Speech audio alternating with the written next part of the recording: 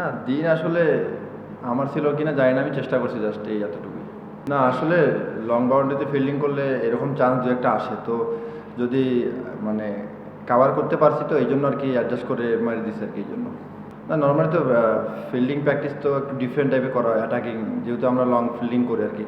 তো বাউন্ডারিতে স্লগ ওভারে ফিল্ডিং করলে একটু অ্যাটাকিং এবং অ্যাগ্রেসিভ থাকতে হয়, তো এইটা আর কি। রাতে একটু মানে নর্মালি পেস বোলিংয়ে একটু থামতেছিল আর কি, যে কাটার এবং ব্যাক হ্যান্ড থামতেছিল। তো সেই হিসাবে নাইম ভাই খুব ভালো মানে ব্যাটিং করতেছিল, যে ওয়েট করতেছিল আর কি বল বাজে বলার জন্য।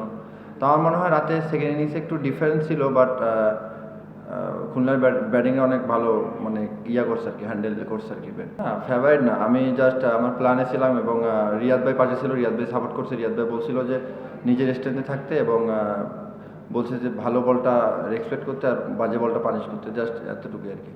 না আসলে কোনো কিছু প্ল্যান করে তো যাই নাই, জাস্ট নর্মাল রিয়াদ ভাই তো সাথে ছিল, তো রিয়াদ ভাই জাস্ট বলতেছিল যে কখন কি করতে হবে, তো এখানে প্ল্যানের কিছু নেই, আগে থেকেই কী হবে না হবে।